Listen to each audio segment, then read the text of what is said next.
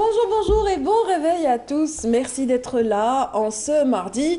Ce mardi où nous parlerons de championnat, donc paralympique, avec des champions qui seront sur le plateau. On les a rarement mis à l'honneur. Depuis quelque temps, on les a un petit peu oubliés. Donc ce sera l'occasion aujourd'hui de rappeler leur palmarès exceptionnel. Ils nous ont souvent honorés sur les tribunes et les podiums internationaux.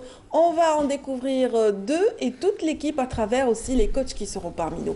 Ce matin, nous sommes le 2 avril qui correspond à la journée mondiale de sensibilisation à l'autisme. Donc nous reviendrons aussi sur cette thématique que nous avions déjà abordée hier avec une invitée représentante aussi d'une association. Aujourd'hui, c'est au tour de la CNAS et des représentants de la CNAS de nous en parler et de nous annoncer de belles perspectives pour les personnes atteintes d'autisme en Algérie.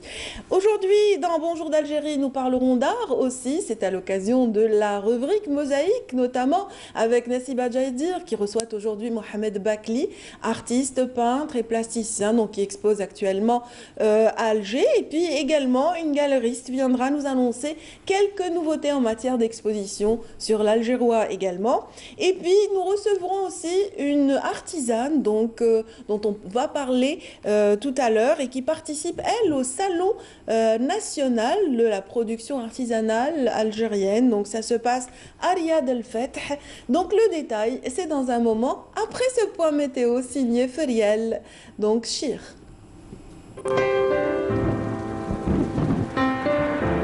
Avec Mobilis, suivez l'air du temps. Mobilis, partout, avec vous. Bonjour Feriel. Bonjour à vous. Vous avez compris le glissement qui a Exactement. Parce que Feriel Hamdi est très présente avec ce reportage. Exactement, d'autant plus que ça fait longtemps qu'on ne s'est pas retrouvés sur un plateau. Donc c'est avec un grand plaisir que je vous retrouve ce matin. C'est partagé. Et puis on salue, on fait un petit coucou à Feriel Hamdi si elle nous suit. Donc notre globe-trotter qui est un petit peu déployé sur le terrain de partout. Au passage, exactement. Oui. Alors que nous dit la météo aujourd'hui, s'il vous plaît?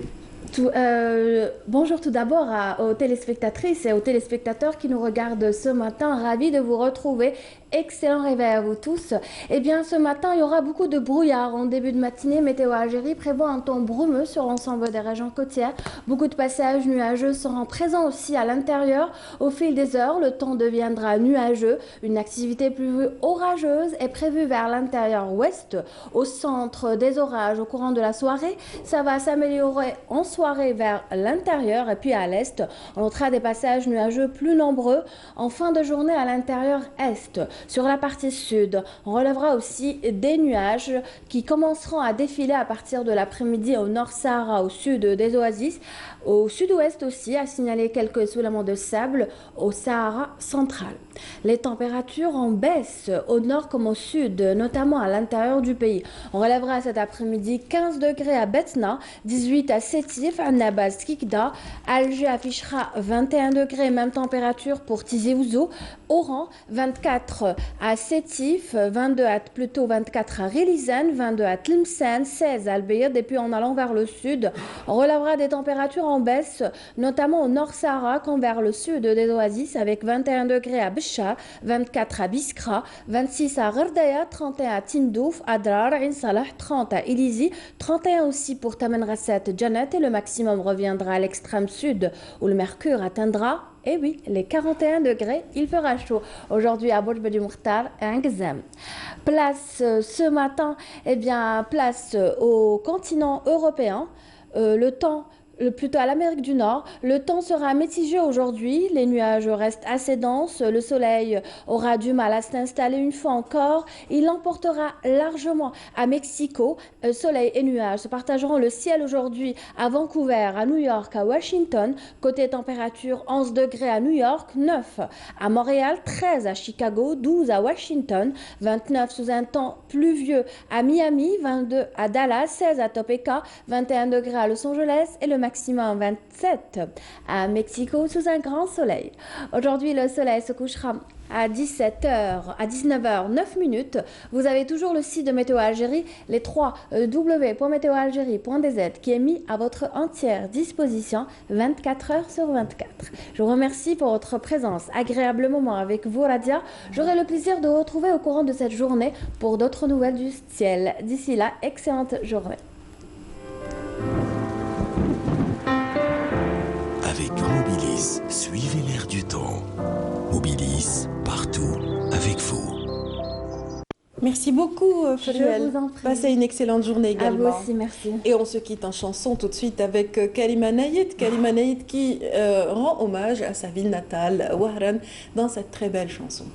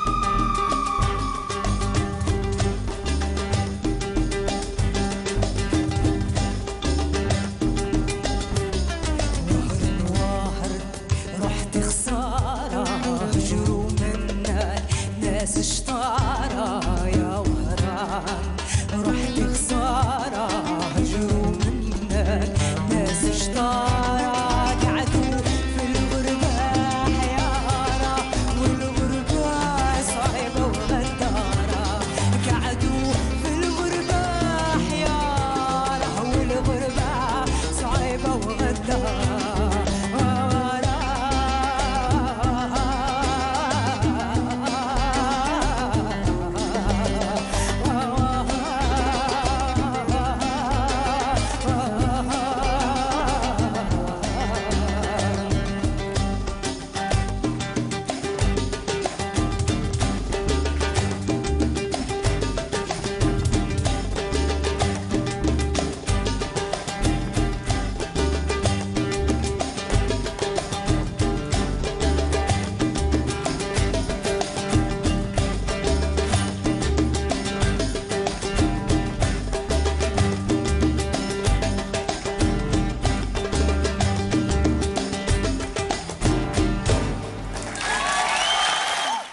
J'espère que vous avez apprécié cette interprétation très spéciale signée Kalima Naït de la célèbre chanson de Mohamed Wahabi.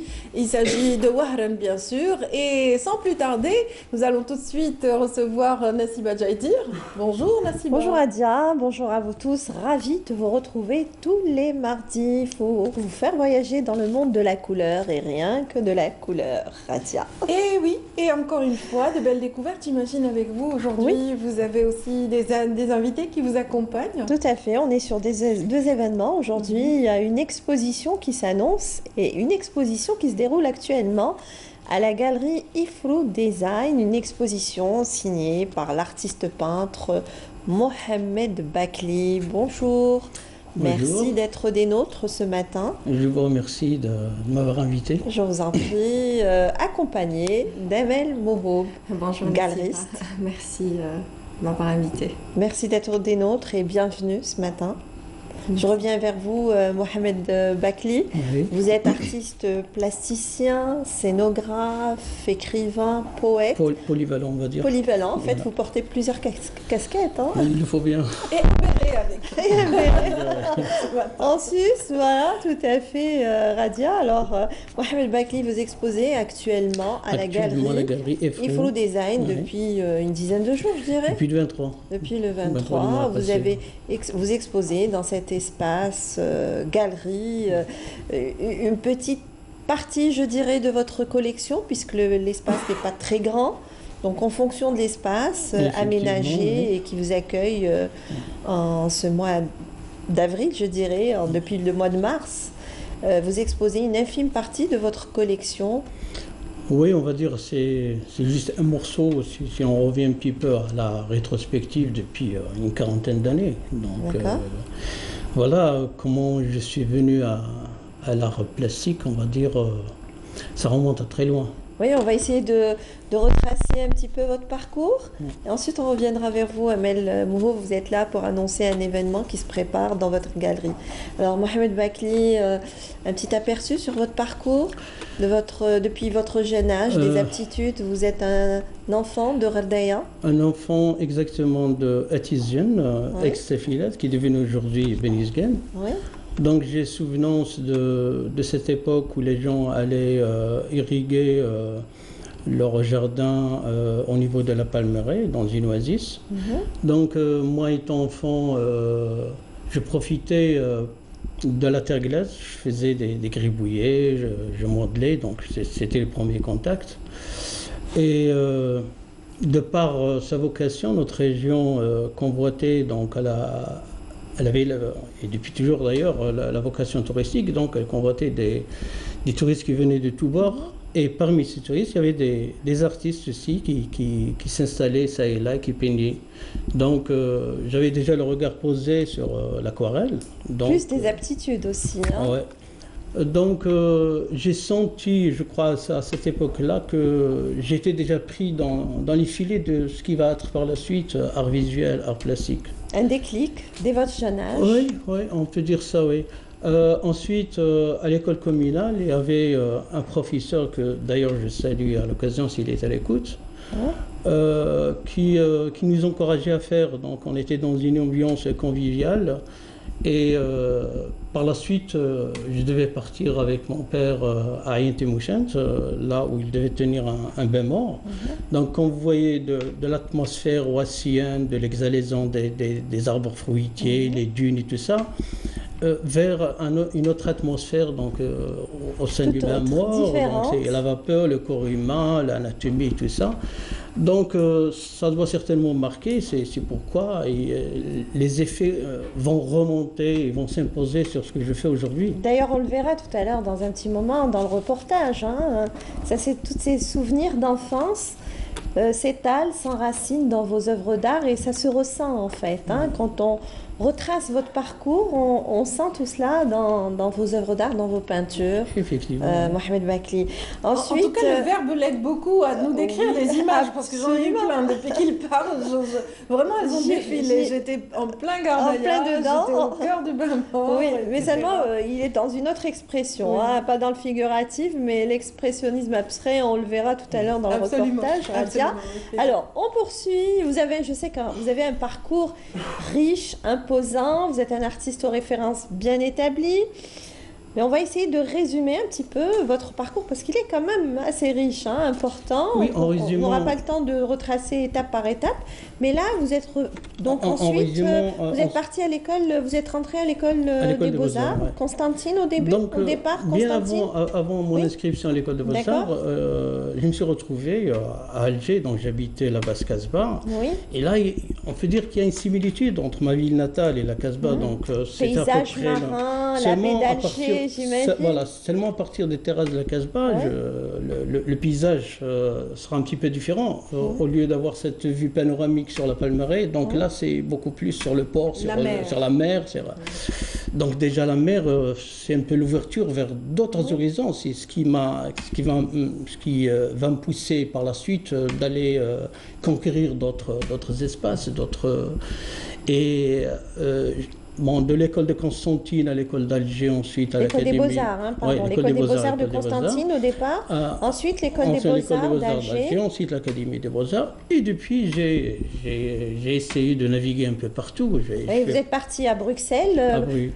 Compléter vos connaissances artistiques, Mohamed Bakli, en rentrant à l'Académie, en faisant des études à l'Académie royale de Bruxelles. Et vous avez eu aussi à fréquenter des ateliers, plein d'ateliers, des résidences artistiques, vous avez rencontré des artistes d'outre-mer, en fait, et vous avez touché un petit peu à tout. J'ai fréquenté l'atelier d'Endermar en Suisse, c'est l'un des artistes les plus reconnus dans toute la Suisse.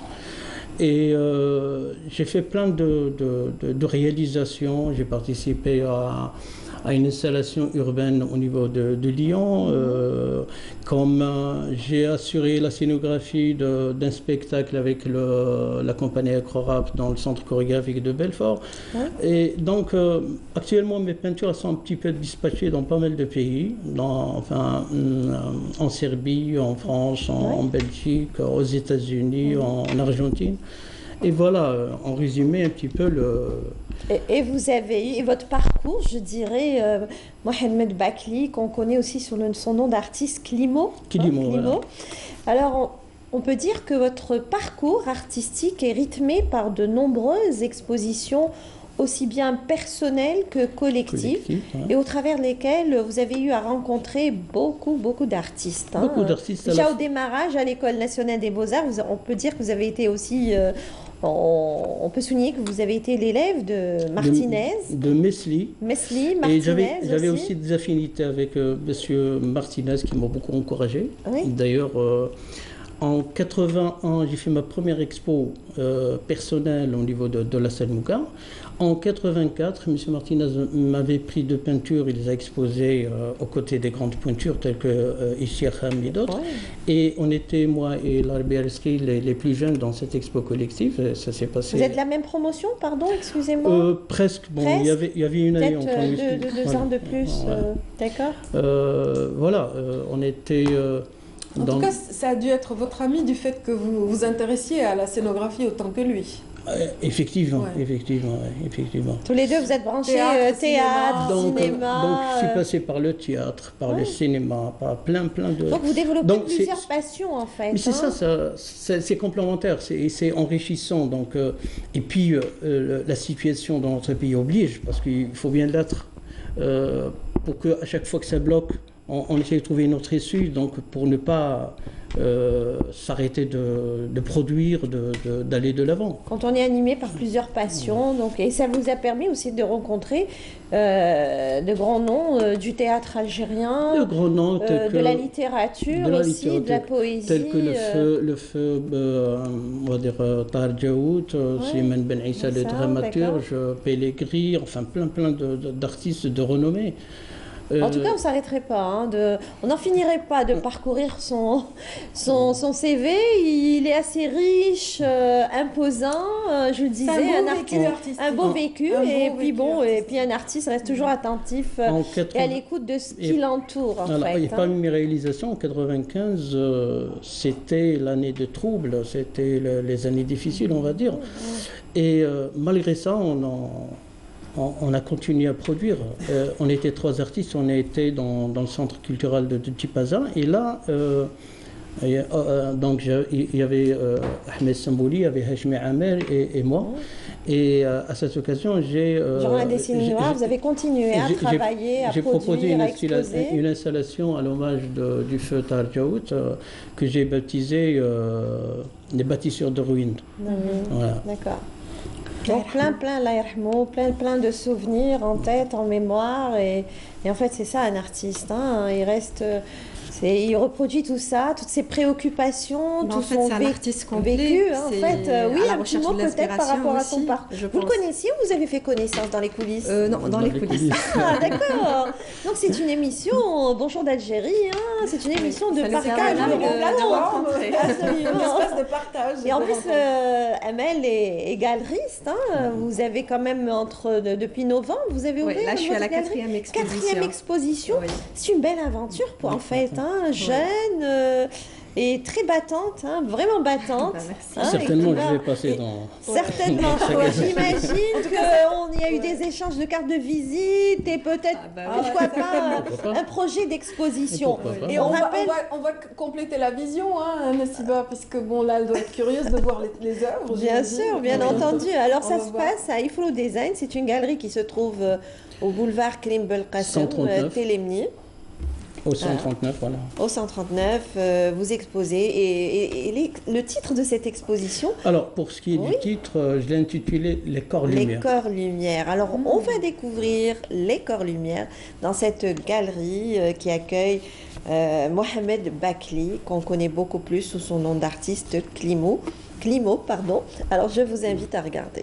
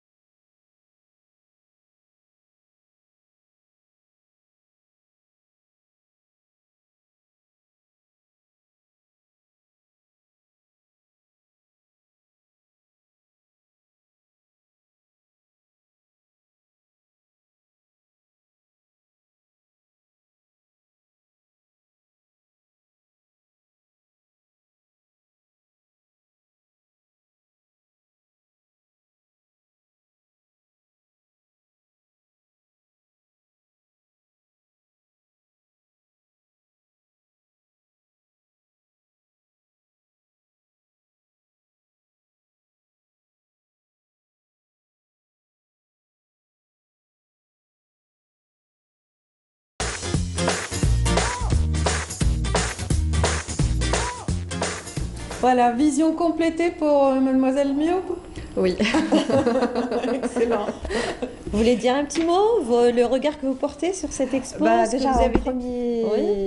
enfin, j'avais remarqué qu'il utilise beaucoup la palette bleue. Déjà, juste à côté, je lui ai demandé, il m'a dit non, ça c'est juste une partie de mon travail. Oui. Donc on remarque qu'il y a un contraste, il y a de la matière dans son travail.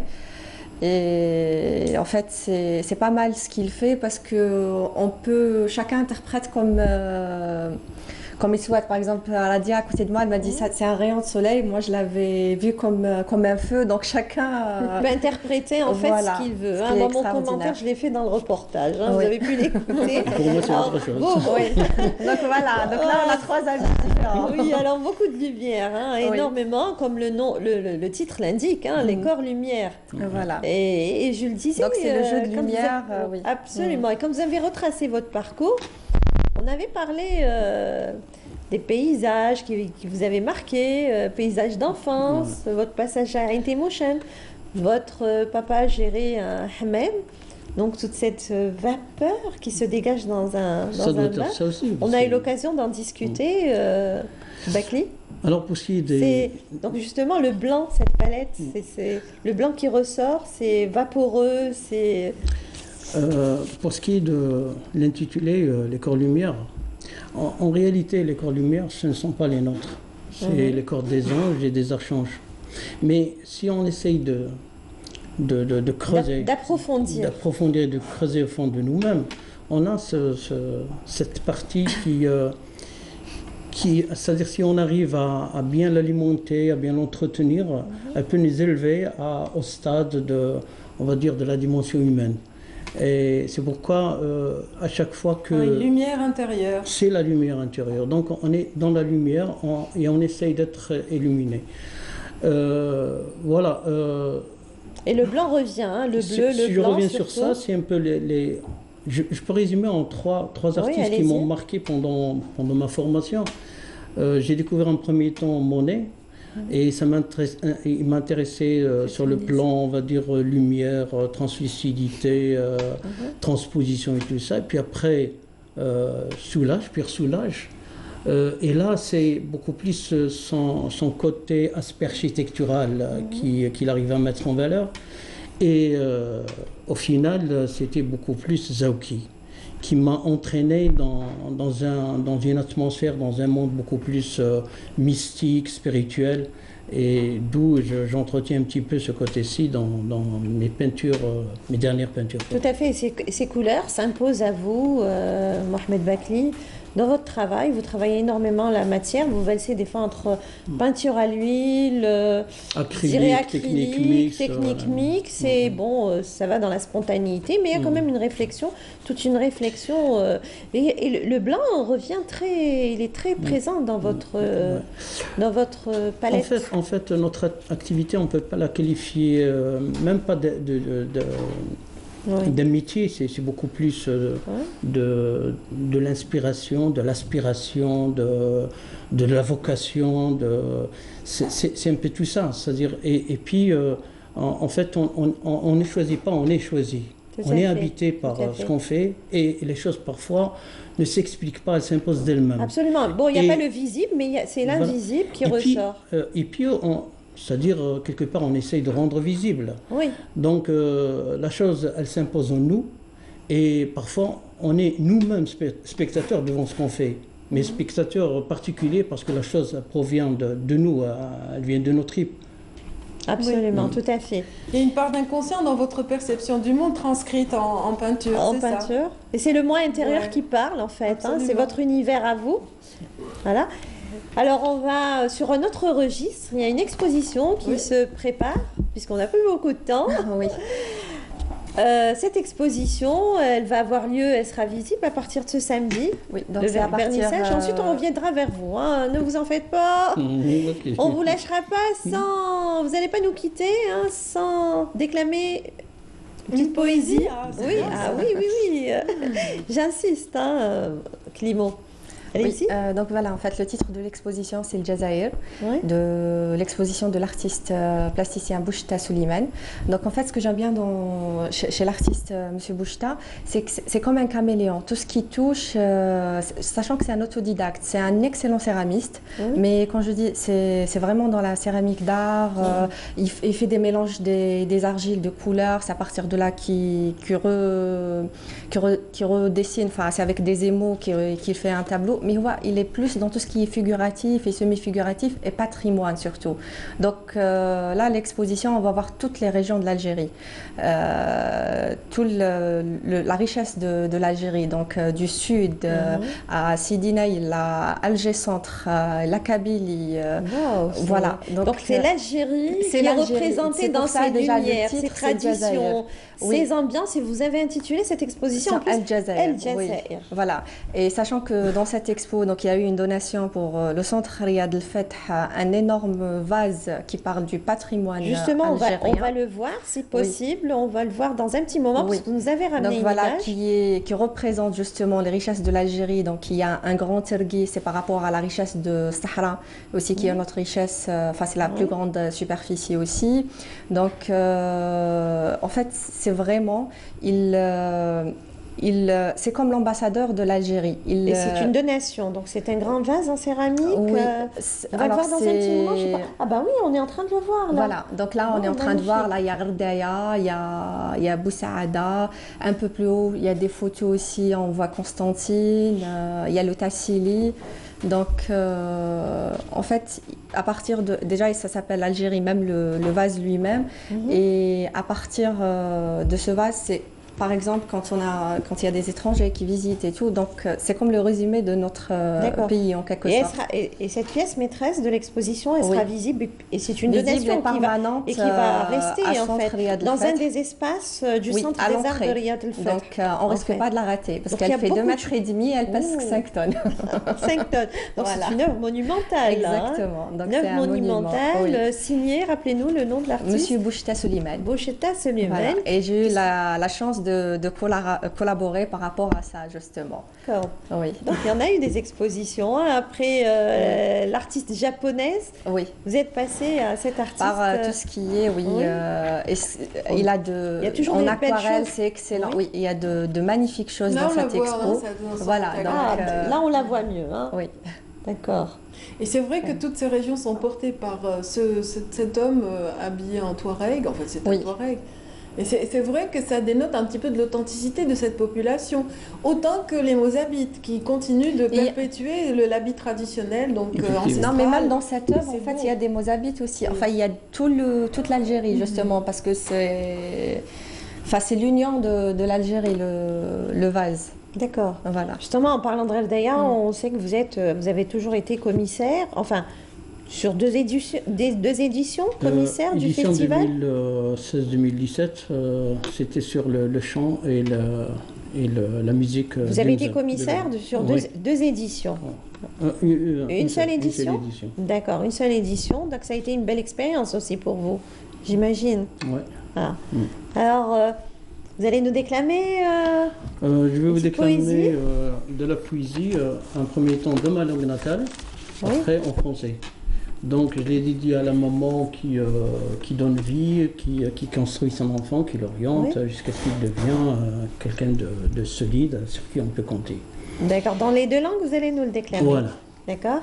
Alors, Tarwan ta'kayt nulawan, izalwan imam ma yarwan, izalwan imam ma ysadran itanistijman, izalwan.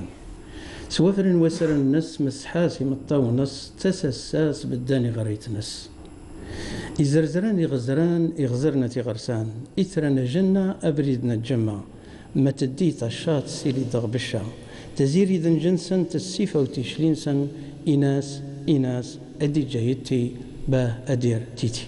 Alors en résumé, pour ne pas trop m'étaler... Non, vous pouvez nous traduire en français.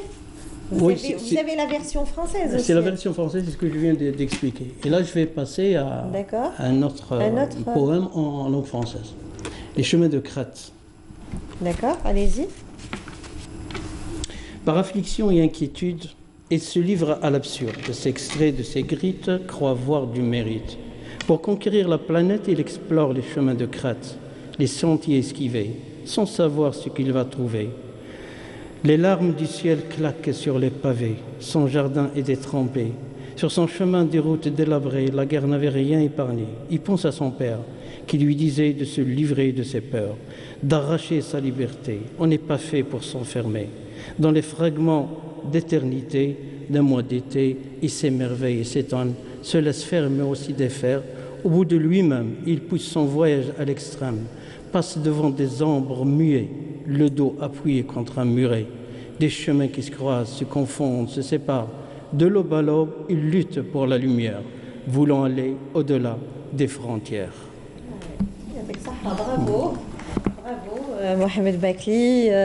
Vous qui êtes poète, plasticien, écrivain, scénographe. Fragment par fragment, il ira là où le ciel n'a jamais déposé ses ailes. D'accord, ok.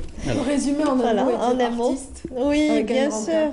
Artiste. Et vous avez donc eu à éditer des recueils de poésie Bon, j'ai 2 recueils de poèmes. Un, j'ai édité le premier, mais pas le second. Celui-là, je ne l'ai pas encore édité. Pas encore édité. Et Donc on a eu donc en exclusivité dans Bonjour d'Algérie. Exactement, exactement. Et puis j'ai un essai et un roman. Et un essai et un roman. Ah ben, bravo pour tout ce que vous faites et on vous souhaite une très bonne continuation. C'est moi qui vous remercie de m'avoir je vous en invité. prie, le plaisir a été partagé. Alors on rappelle l'événement. L'exposition de M. Bouchita Souliman, c'est le 6 avril à partir de 15h à la galerie Le Pont qui se trouve au centre des arts de Riyad El-Fath, au niveau 104, local 1B32. Donc il y a 46 tableaux. Peinture, aquarelle, de l'acrylique, il y a des sculptures en céramique, il y a 32 sculptures en céramique, donc venez découvrir les merveilles de M. Bouchita. D'accord.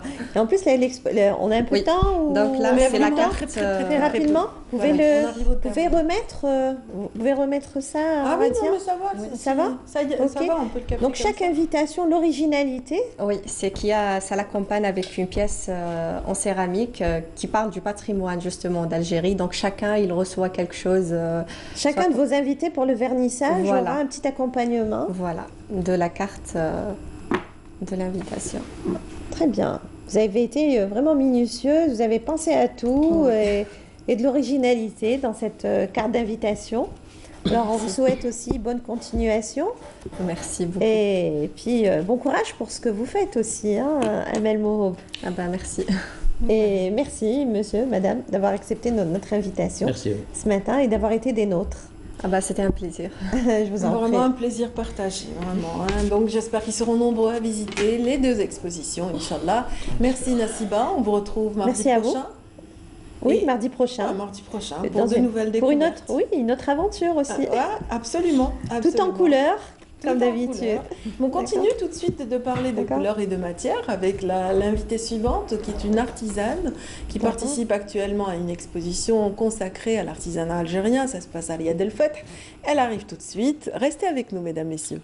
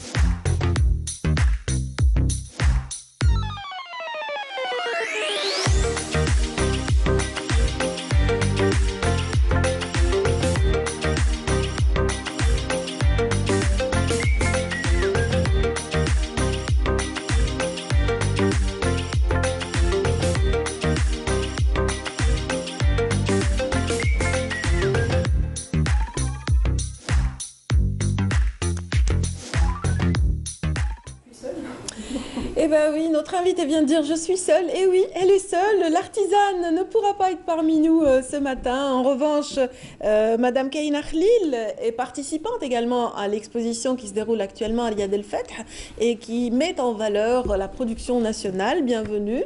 Bonjour, merci. Vous représentez aujourd'hui également un groupe industriel, le groupe Divendus, c'est bien cela? Exactement, le groupe des industries locales Divendus, qui est une PESPA et qui est placé sous la tutelle du ministère de l'Industrie et des Mines. Donc c'est un groupe qui a été fondé en février 2015 et qui regroupe 14 filiales, donc 119 unités, 15 000 collaborateurs. Donc, dans 3 secteurs d'activité, donc il y a la production, la transformation, la distribution et les services. Très bien. Voilà. Et c'est bien de fédérer comme ça un panel d'entreprises. Ça permet de faire quoi exactement? Et quel poids ça peut avoir un groupe dans l'industrie ou dans le marché de manière générale? Le groupe, justement, comme je vous ai déjà expliqué, il est composé de plusieurs filiales. Donc il y a la diversité des produits. La production, donc justement, on est là pour la production nationale, qui est on a parlé de production. Donc je vous ai expliqué qu'il y a la production des produits, des matériaux de construction, donc ce qui est produits céramiques, les produits rouges, tout ce qui est aggloméré béton, tout ce qui est agrégat de carrière, étanchéité, isolation. Donc il y a la transformation de bois comme les chalets, les préfabriqués, les cabines sahariennes. Je vous parle actuellement, maintenant je vous parle non, mais c'est très bien, en tout cas, c'est vrai qu'on voit de plus en plus de produits locaux dans le bâtiment actuellement et des produits qui sont très appréciés par l'usager, par le consommateur. Ça se déroule comme ça actuellement.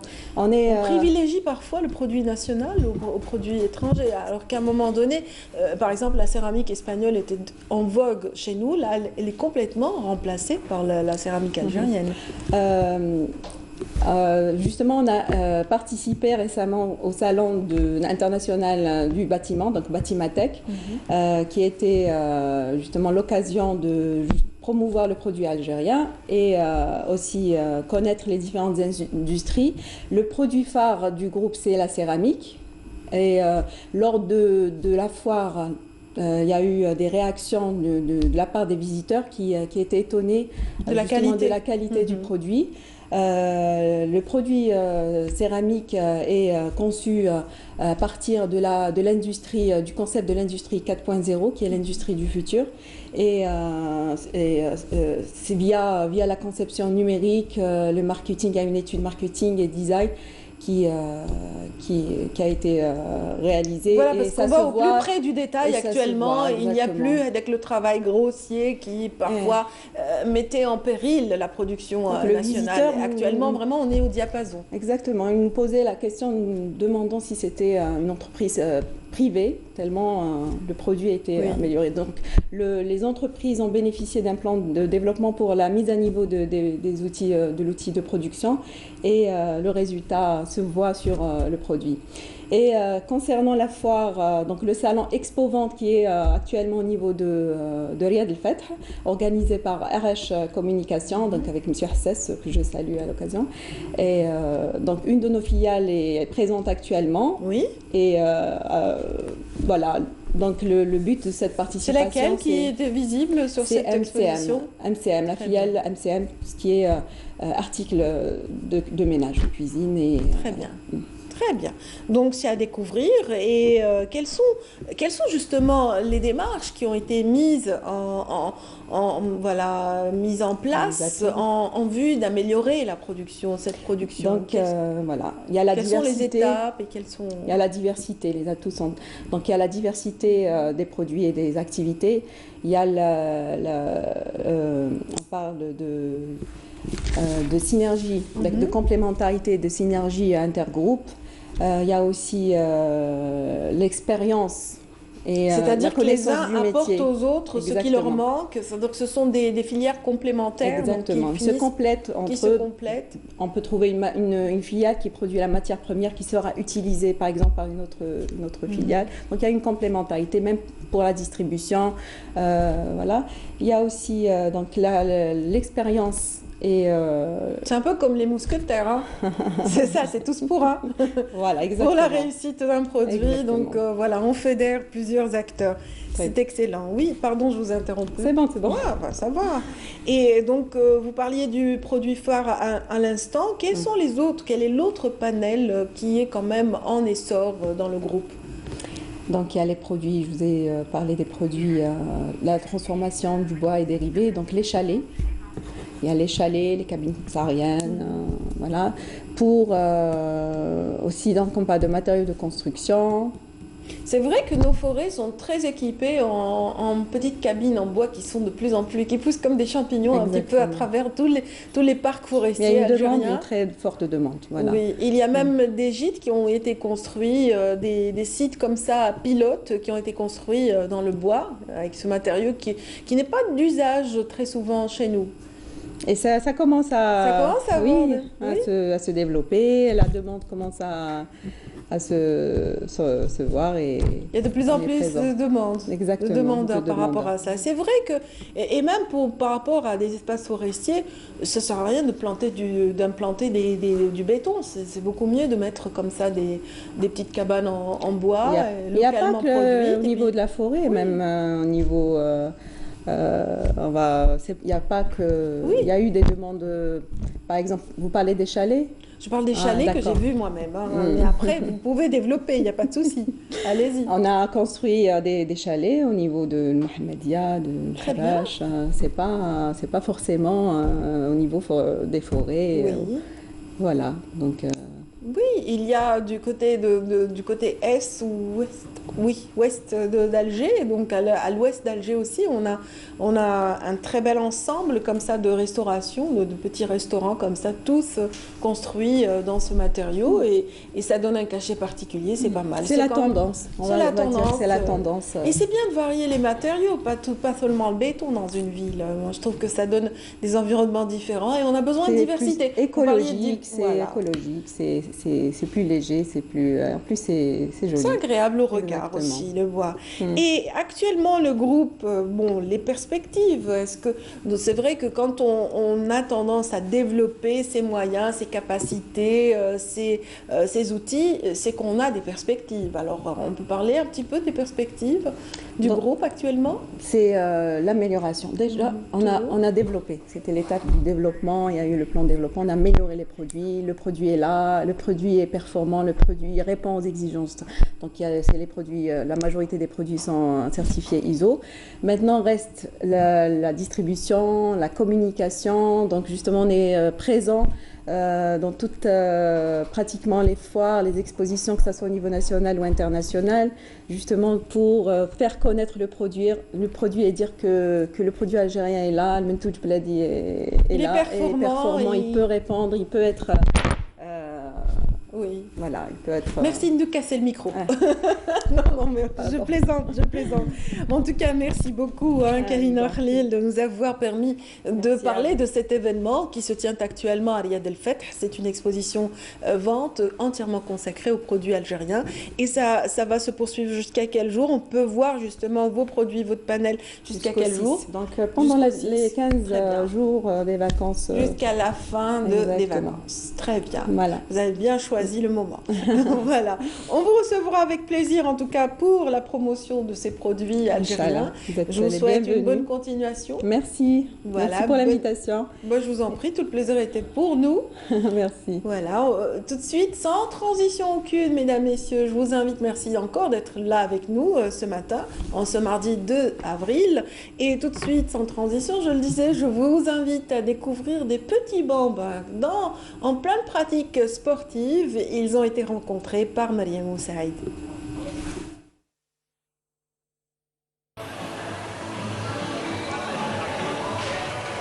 La gymnastique est un terme générique qui regroupe aujourd'hui des formes très diverses de disciplines sportives pratiquées pour le loisir ou la compétition.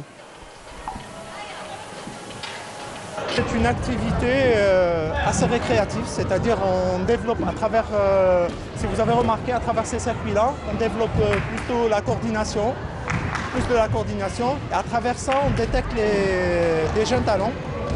Et je pense que c'est des enfants, ils ont besoin d'activité. C'est-à-dire on fait 1 heure de cours, mais c'est un cours très intense, très varié. C'est-à-dire on passe de l'équilibre, des appuis, des courses, tout. C'est-à-dire c'est un cours très complet. Très attentifs et volontaires, les petits gymnastes en herbe suivent de bon cœur tous les mouvements, sous les conseils précieux des entraîneurs qui guident et corrigent leur posture et leur gestuelle. Le club de gym de la salle du Tilimni regroupe des enfants de tout âge et leurs entraînements sont adaptés à chaque catégorie.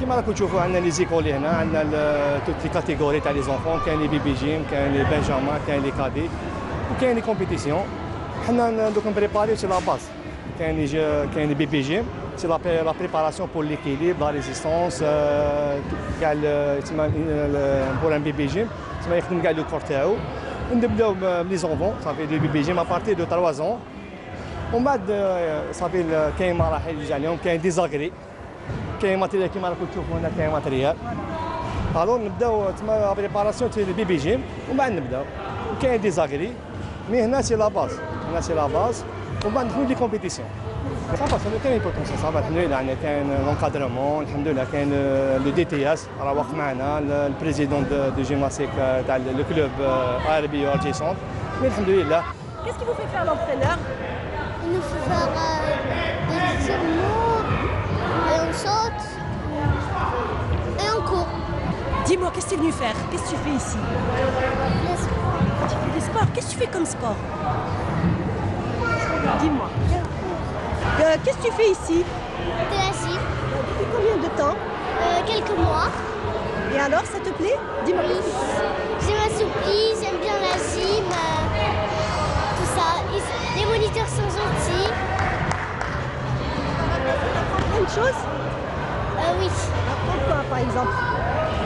J'ai appris à faire la roue, le poirier, la descente en pont et la remontée. À la fin de tous ces efforts physiques, un petit moment de relaxation bien mérité pour ces petits futurs athlètes.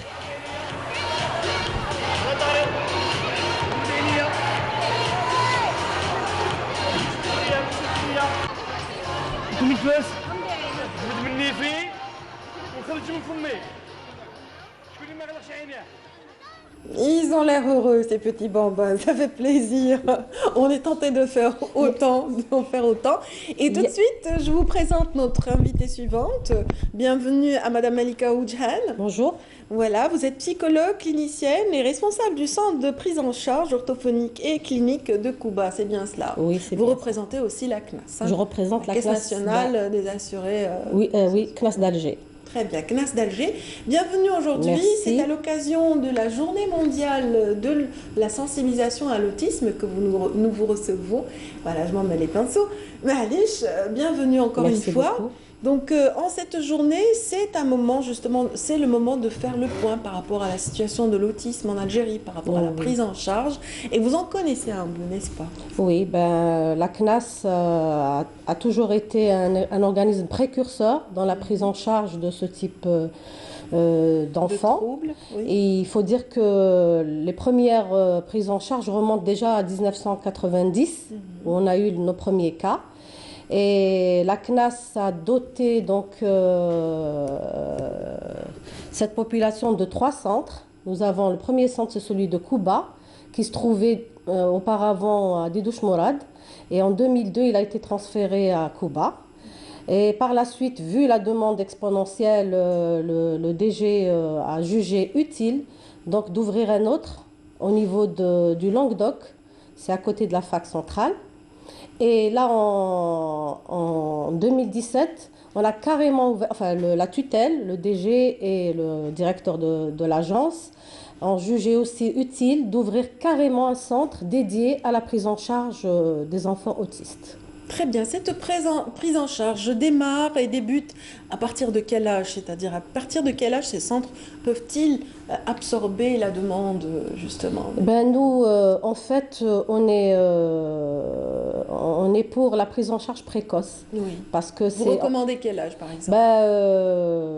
2-3 mois, si c'est diagnostiqué. Si c'est diagnostiqué.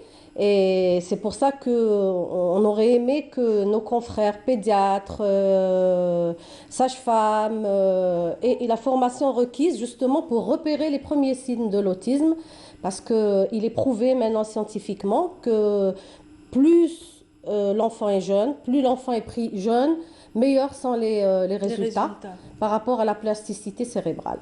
Très bien. Vous qui êtes psychologue, donc votre intervention suit justement ce petit train de prise en charge de l'autisme.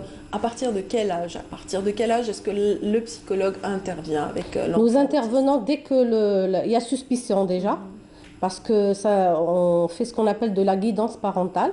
Donc on met l'enfant dans le circuit, la famille et l'enfant dans le circuit, et nous faisons donc le suivi avec les parents.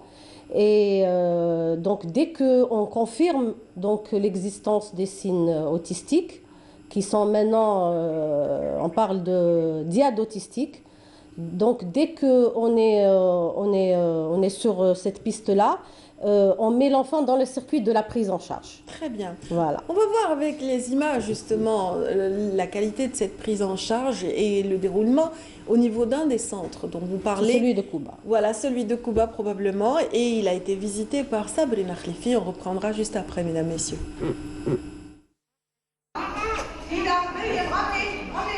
L'autisme prend une ampleur phénoménale en Algérie. Le nombre d'enfants atteints par cette pathologie ne cesse d'augmenter d'année en année. C'est une pathologie globale du développement de l'enfant avec des déficits dans différents domaines cognitifs.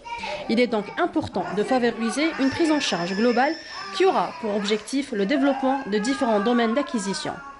Compétences sociales, langage, communication non verbale, reconnaissance d'autrui, acquisition de l'autonomie. Ceci est indispensable afin de permettre une intégration sociale et scolaire. Pour cela, la Caisse nationale d'assurance sociale a créé des centres de prise en charge psychocliniques et orthophoniques des personnes à besoins spécifiques. La CNAS, agence d'Alger, à elle seule, si je me permets de dire, elle a déjà trois CPPO, 3 centres d'orthophonie spécialisés dans ce domaine. Et ces centres comportent plus de 258 enfants autistes et 117 enfants trisomiques, sachant qu'avec les 3 crèches aussi qui sont au niveau de l'agence CNAS d'Alger, il y a aussi une tranche qui ne dépasse pas une vingtaine. L'agence CNAS d'Alger, à travers le programme triennal 2017-2019 de la Direction générale, porte dans ce programme quand même une importante étude sur ces cas que la CNAS donne beaucoup d'importance afin d'améliorer la prise en charge de cette catégorie d'un côté. De l'autre côté, c'est de trouver un manuel de spécialistes concernant la gestion et le suivi de cette catégorie. En visitant le centre de prise en charge de Kouba, nous avons rencontré des mamans qui nous ont raconté leur parcours du combattant afin d'intégrer leurs enfants socialement et professionnellement. Aïda, ma fille, c'est un cas spécial parce que c'est un autisme atypique. Ça veut dire que c'est des autismes qui ne se déclarent pas à la naissance. C'est des enfants qui ont une évolution normale jusqu'à l'âge de 3 ans et demi, voire même 4 ans, et ensuite les signaux se déclenchent. Ce qu'on appelle un autisme atypique, parce qu'il ne présente pas tout le tableau des signes cliniques. Et après, ça va être des enfants qui vont évoluer, disons, d'une manière pas trop grave parce qu'ils ont des acquis. De 0 à 3 ans et demi, 4 ans, ils ont fait plein d'acquis, ils ont appris le langage, la marche. Donc après, ça va rester, donc les acquis vont rester. Il y a eu une période de régression, oui, ça a été très dur parce que, bon, elle a régressé, elle était renfermée et tout. On bed, au bout d'une année, une année quelques, disons, on a réussi à sortir il a fallu rééduquer plein de choses. Beaucoup de choses ont dû être rééduquées, l'orientation, le spatio-temporel, l'image du corps. Et elle a réussi ses études? On a été jusqu'au niveau 4e année CE. Ouais. Et maintenant? Maintenant, elle travaille. Elle est comme assistante médicale dans une clinique. Elle progresse. Il est né normal, comme les autres enfants. Il réagissait normalement. Il mangeait. Même pour le photographier, il se Puis, à un moment donné, après le vaccin de 9 mois, enfin une année, il a commencé à dévier. Oui, mais il n'est pas le seul. Donc, on a fait des recherches sur l'Internet. On a vu il y a beaucoup de cas comme lui. Et à 18 mois, on l'a ramené à Madame Aoudjhan. Elle a vu, on ne peut pas, c'est un autiste, mais il présente des signes d'autisme. Il faut le prendre en charge. Et depuis, peut-être l'autisme est Jalil. Non, il est scolarisé? Non. Même il n'est pas prêt pour la scolarisation. أنا قلت لك رامي كي كان فيها معاناة شكيت عنده حاجة خصاتو يعني بارابور الدراري ما يلاغيش مليح ما يبوجيش نورمالمون بدا يحبي بيان كي تروح له حاجه كانه كطيح له حاجه هكذا في يديه بغا تنشانه ولا حاجه هكذا يلعب بها ام تي جو هكذايا نورمال كي يطيح له هكذا يتبعوا نو ما يتبعوش يقعد سيغ بلاص تخونيش ميم اللونغاج ما يهضرش بعد الحق 2 ans كيف وهضرت ميم مع البيدياتر تاعو قال لي اون فوا كي يلحق 3 ans tu t'inquiètes ومن بعد صح قلت انا حاسه ودي عنده مونك ميم كي نهضر له الحق 2 ans كي نهضر له ماشي يجاوبني ميم بارفوا دي فوا قاعد يدور الحاجه هذيك تعطي له جوي يقعد غير يدور فيه ولا كي تقول له نقول باغ اكزومبل ارواح عندي ماشي يجي عندي يقول لي ارواح يعاودوش نقول انا وما كانش يهضر ما يركنش ما عطيني خبز ولا ما عطيني الماء ولا ما وجعتني حاجه يبكي يبر ومن بعد الحق 3 ans جيت هنا بعثوني هنايا با الانترميديير جيت انا سونتر بسيكولوجيك تاع قبه حق تاع ربي عاونوني ما غير لونغاج كان ناقص مي عنده الانتيجونس تاع القرايه يحب يتعلم ومن بعد تم تعلمني شيف تم تعلم ما يكتب جوسكا ماتنو شي خما على بالي اكزاكتومون لك تاع رامي عاوي موك سا elle est différent par rapport aux autres parce que بسلامته يحب يقرا وي ميم طون يحشم ويخاف دونك ماشي طفل اللي يقبح في الكلاس ولا طفل اللي يهبلهم عنده لابوجات شويه سي نورمال كوم تو لي زونفون شنو يخاف بارابور دا يخاف ما يتجاوبش ما يقابحش ميم طون خدمه يخدم في الدار يجي الدار وحده يخدم يقرا وحده ما عنديش كاع كومبليكاسيون. Ces enfants trouvent d'énormes problèmes de scolarisation, d'intégration sociale et professionnelle, d'où la nécessité d'augmenter le nombre de structures médicales et éducatives adaptées.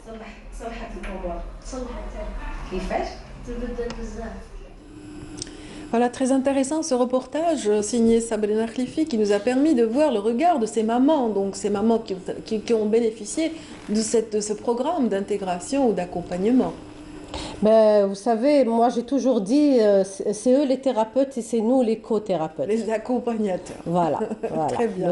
Le plus grand travail, il est fait exclusivement par les mamans. Parce qu'ils côtoient quelques papas aussi, mais souvent c'est les mamans. Et maintenant, celui qui se joint à cette chaîne, c'est l'auxiliaire de vie aussi. Absolument. Parce qu'il bénéficie depuis quelque temps d'auxiliaire pour certains. Ce n'est pas systématique. Oui. On aurait aimé justement que ça soit une politique avérée, pour que tout enfant puisse bénéficier d'une AVS au niveau de l'école. Oui. Enfin, pour ceux qui en ont besoin. parce qu'il y en a qui peuvent se débrouiller tout seuls. Le cas du dernier jeune homme, donc ce petit adolescent que nous venons de voir avec sa maman, est exceptionnel, paraît-il. Absolument, oui. Et il a eu une moyenne de 9,90 pour l'examen de fin d'année, donc des études primaires. Et il s'est classé le meilleur de la circonscription de Boroba. Excellent, donc toute une circonscription, il est à la tête donc au niveau de son école et c'est excellent, donc sans auxiliaire de vie. Il n'a pas d'auxiliaire de vie, contrairement à certains qui ont eu on dit ça ne devrait pas être un privilège, mais il l'a été pour certains. Absolument, voilà. Absolument, c'est la maman. Moi je rends hommage beaucoup aux mamans. Très bien. Donc, ils ont besoin aussi, ces enfants, d'outils pédagogiques spécifiques. C'est un mal spécifique, en tout cas. Ce sont des enfants aux besoins spécifiques, d'où la nécessité d'avoir ces accompagnements pédagogiques. Il y a, entre autres, l'auxiliaire. Il y a aussi des ouvrages comme ça qui leur permettent d'avoir leur propre code de communication. Oui, bon, je pense que vous voulez parler du PEX. Le PEX, c'est une étape avec laquelle on travaille avec l'enfant. Ça permet déjà de débloquer l'enfant, donc on peut rentrer déjà en contact avec lui, mais on va au-delà pour essayer quand même d'avoir le langage. Oui, d'avoir le langage. Voilà. Le langage, elle l'a très bien assimilé, cette jeune fille qu'on a vue aussi avec la première maman donc, qui a l'air de connaître parfaitement voilà, l'autisme sur le bout des doigts. Oui. Et justement, comment est-ce qu'elle s'en sort selon votre regard? Elle s'en sort très très bien, puisque actuellement elle travaille. Elle fait donc le rôle d'une assistante médicale. Elle a eu la chance d'avoir une cousine qui lui a donné donc, cette opportunité. Donc elle a appris à faire son métier. Elle arrive à faire le CG, elle reçoit les patients. Elle est parfaitement intégrée socialement. Vous l'avez classée dans la catégorie des atypiques. Donc atypique qui veut dire, on l'a pas bien compris à travers l'atypique, c'est l'enfant qui évolue normalement jusqu'à un certain âge. Notamment pour Aïda, c'était vers l'âge de 3 ans et demi, 4 ans, où il commençait à y avoir des petits problèmes donc, de déperdition au niveau du langage, au niveau du comportement. Donc elle commençait petit à petit à s'isoler, à ne plus vouloir communiquer, à ne plus vouloir parler. Et c'est connu donc, dans la nomenclature médicale, c'est ce qu'on appelle des autistes atypiques. C'est des enfants qui évoluent très bien, parce qu'ils ont eu cette chance déjà d'avoir un développement normal quant à leur langage, aux apprentissages des prérequis. Donc ça les aide éventuellement à très vite revenir vers le neurotypique. Très bien, à revenir vers la stabilité, disons, et à s'éloigner un petit peu ou alors à maîtriser leurs troubles. Absolument. Voilà, excellent.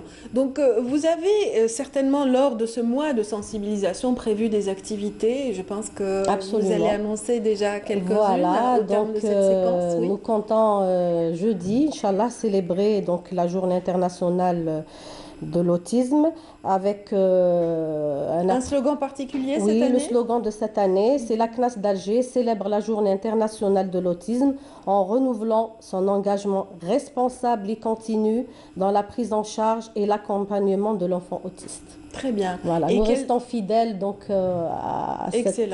Donc la célébration de la journée de l'autisme, vous prévoyez quoi donc aujourd'hui ou dans les semaines qui suivent, parce que c'est tout le mois d'avril qui est consacré à cette sensibilisation. On compte faire ça le jeudi après-midi dans une de nos crèches, parce qu'il faut savoir que la CNAS aussi a 3 crèches où nous recevons aussi, nous faisons l'accompagnement des enfants autistes et autres, trisomiques, sourds. Nous avons été l'une des rares institutions, voilà, parfaitement, à intégrer ces enfants-là. Donc, notre tutelle a été jusqu'à réserver tout un article dans le règlement intérieur des crèches pour prendre en charge ces enfants-là à hauteur de 1%, c'est-à-dire un enfant dans chaque classe. Très bien. Et donc, nous avons choisi la crèche des Anasser parce que tout simplement, le premier enfant intégré, autiste intégré dans la crèche, ça a été au niveau de la crèche des Al-Nasser. Et donc, nous comptons faire un après-midi un peu scientifique, un peu récréatif. Excellent. Donc, le côté scientifique, ça sera donc de faire ce qu'on appelle des études de cas pour montrer aux jeunes mamans le travail qui a été fait avec les anciens et comment ils ont pu s'en sortir. Et ça va être donc une lueur d'espoir pour les jeunes mamans pour continuer à travailler avec leurs enfants. Et il y a tout un aspect récréatif pour les enfants, pour leur donner donc un lieu et un moment spécialement pour eux, de bonheur, de joie, parce que je pense qu'il ne faudra jamais les voir sous un regard de pitié. Ils n'ont pas besoin de pitié. Absolument. Ils ont besoin qu'on les aide, qu'on les accompagne. Et franchement, les résultats sont là. Nous avons ce bonheur de recevoir ces enfants qui ont réussi, qui ont pu percer aussi bien sur le plan scolaire que sur le plan professionnel. Et sportifs également, parce ils sont performants quand ils entament aussi une carrière sportive. Absolument. Ils se démarquent souvent.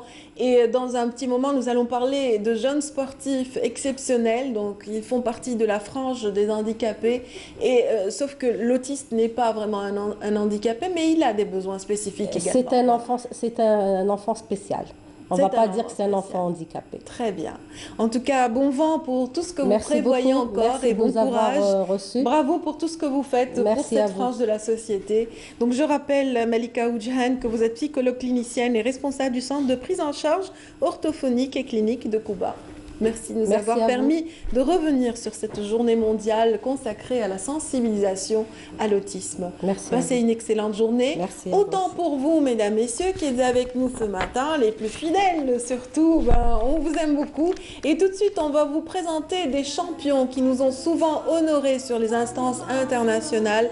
Ils ont participé à des compétitions olympiques ou paralympiques avec des trophées et des médailles plein les bras. Ils sont revenus. On va en parler dans un tout petit instant après cette belle chanson signée Samira Brahmia.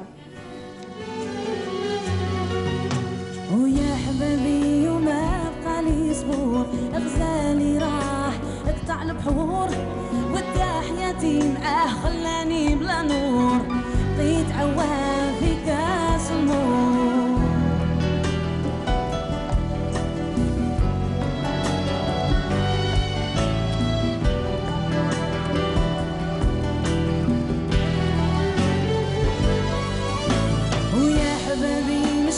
وايدي هطار لو كان عيني ما دمعت من اللي صار قلبي فاض وراه جابوا الاخبار مرسول من عند الحبيب جاني القهار ويا حبابي وما بقى لي صبور غزالي راح اقطع البحور ودا حياتي معاه خلاني بلا نور بقيت عوام في كاس المور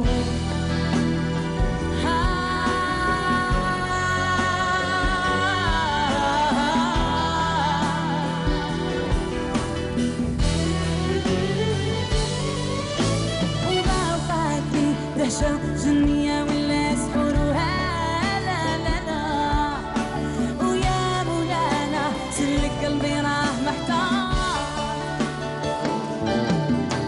وما بقى في دهشة جنية ولا سحورها لا لا لا ويا مولانا سلك قلبي راه محتار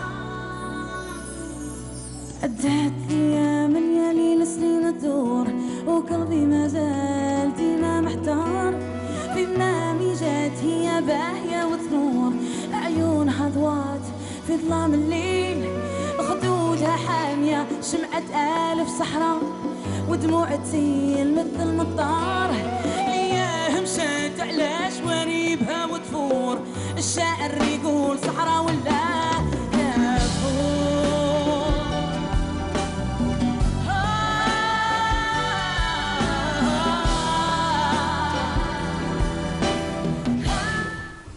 On remercie Amina Bouhamdani pour ce choix excellent de Samira Brahmia, cette voix exceptionnelle que nous aimons tous et qui va nous permettre un démarrage en douceur de cette dernière séquence de Bonjour d'Algérie où nous recevons deux Nassima. Nassima Saïdi d'abord, bienvenue. Saifi, pardon. Oui. Nassima Saifi, donc vous êtes 2 fois championne paralympique, 4 fois championne du monde, c'est bien cela.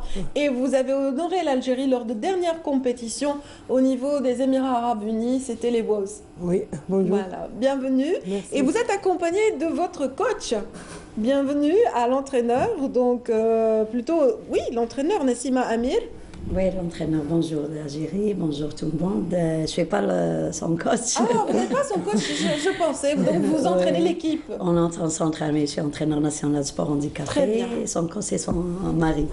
Très bien. Et bienvenue également à Mortar Gouasmi, qui nous pardonnera parce qu'il faut toujours commencer par les dames. Donc on vous l'a laissé pour la fin. Donc vous êtes le directeur technique de cette équipe exceptionnelle. Équipe nationale exceptionnelle d'athlétisme paralympique. C'est bien ça. De la Fédération algérienne handisport. Handisport. Handisport. Donc c'est d'handisport qu'on va parler ce matin, vous l'aurez compris mesdames, messieurs, à travers la présence d'une grande championne, parce qu'on ne le dira jamais assez. Ils n'ont pas suffisamment d'espace dans les médias, hein, les champions. Hein. Oui. Alors quand on voit les footballeurs mis à l'honneur, etc. Toujours football walloon. Oui, tout à fait. Et pourtant, vous ramenez beaucoup de médailles. Hein. Aux dernières compétitions des West, comment ça s'est passé hein? Oui, la dernière compétition كانت في دبي في les West du Jeux mondiaux. Bon, كانت bien, تحصلنا على 13 médailles d'or. جوزنا compétition bien, ودنا bon résultat. Oui, 13 médailles, c'est pas rien. Oui. Et vous êtes revenu avec 2 médailles. Oui, 2 médailles d'argent et une médaille de bronze. Une médaille d'argent, une médaille de bronze, c'est excellent. Donc voilà, c'est dire un petit peu que vous ne revenez jamais les mains vides.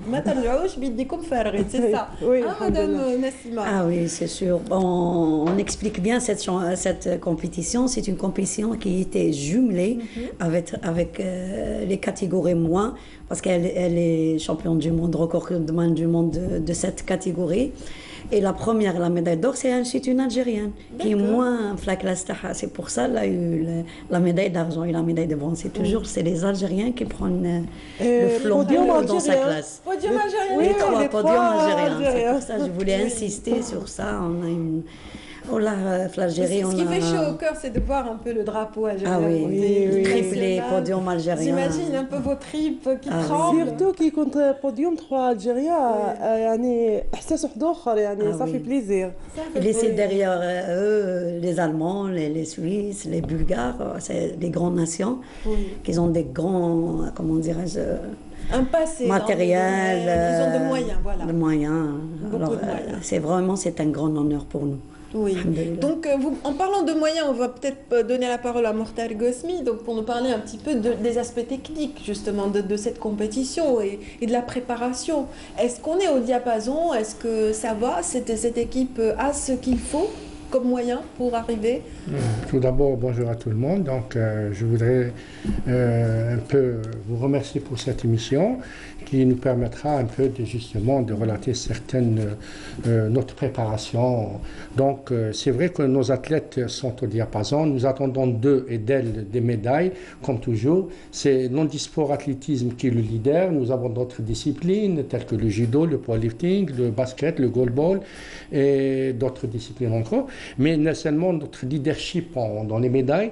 Vous avez bien devant vous un certain Saifi Nassima. Il y a d'autres athlètes, mais Saifi Nassima est connu pour ses médailles, pour ses titres, surtout pour son palmarès.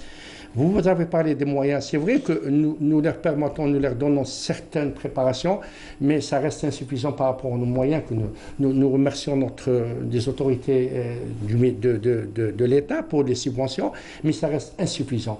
Vous savez que la préparation d'une équipe, là, nous avons minimum une vingtaine d'athlètes qui sont au niveau international, donc en athlétisme. Donc nous avons 11 équipes nationales. Ils méritent d'avoir de grands sponsors. Très bien. Donc effectivement. On lance l'appel justement, les industriels industriels, ceux qui seraient capables justement de mettre la main à la poche pour aider ces champions qui nous honorent tous les jours. Je vous donne juste un chiffre. Ils ont été au championnat du monde d'Iwaz, mondiaux, et les jeux, vous avez parlé des jeux mondiaux, et vous avez parlé de championnat de Feza, là où ils ont vendu aussi des médailles. Ça a coûté presque 1,8 milliard. Oui. Donc il reste d'autres compétitions, et la fédération va être étouffée. Déjà, elle est étouffée. Donc c'est pour ça, des fois, il y a des restrictions. On ne peut pas envoyer, on ne peut pas les faire rentrer en stage.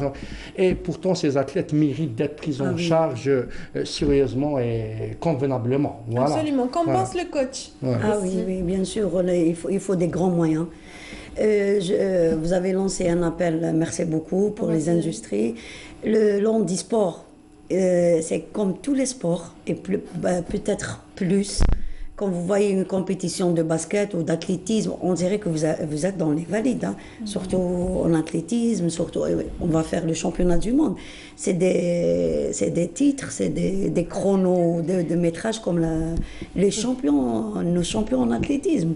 Oui. Alors, il y a des sponsors, on voit d'autres équipes nationales, vraiment, ils sont bien préparés, ils sont bien sponsorisés, alors que l'Algérie, avec les grands moyens, ils pensent à certains sports, alors que l'handisport, où on a besoin de grands moyens humains et financiers, on reste toujours, c'est des handicapés. Toujours en retrait. Non, en retrait, voilà. Très en retrait. Et ils mériteraient d'avoir plus de moyens. J'imagine qu'ils ont cette volonté, à l'image d'un certain Alir, qui était un mythe pour l'athlétisme. C'est bien, ça a dû être votre idole. هو اللي فتح الباب للهانديسبور يعني ما نقدرش ننساو محمد علاق الله يرحمه. هو اللي كان الاول اللي فتح الباب لرياضه يعني الهانديسبور. وبيه هو اللي عطانا الكوراج باش قدرنا نحققوا هاد النتائج اللي حققناهم وان شاء الله مازلنا نحققوهم وان شاء الله يكونوا لي موان بلوس باسكو هاد العام عندنا بزاف لا شارج شامبيون دو موند في نوفمبر ان شاء الله وعندنا طوكيو 2020 ان شاء الله يعني لي جوز اولمبيك لي جو بارالمبيك ان شاء الله وي يعني هذاك هو لوبجيكتيف اللي رانا نستناو فيه يسناه كل اتليت ان شاء الله تكون فيها bon préparation باش يكون فيها bon résultat. Oui, parce que vous avez déjà des trophées dans ce sens. Oui, la volonté كاينه et 2 fois paralympique. Oui, la volonté كاينه mais لازمنا ثاني امكانيات. Oui, bien sûr. لازم. Et en tout cas, vous souffrez de quel handicap rappelons Nassima? Vous l'avez oublié quelque part en pratiquant, oui? C'est un handicap moteur. Moteur, oui. C'est un handicap moteur à part justement ces leaders, c'est Allaq et compagnie. Donc, qui vous aide, qui vous soutient autour de vous, vos amis, vos parents? شكون؟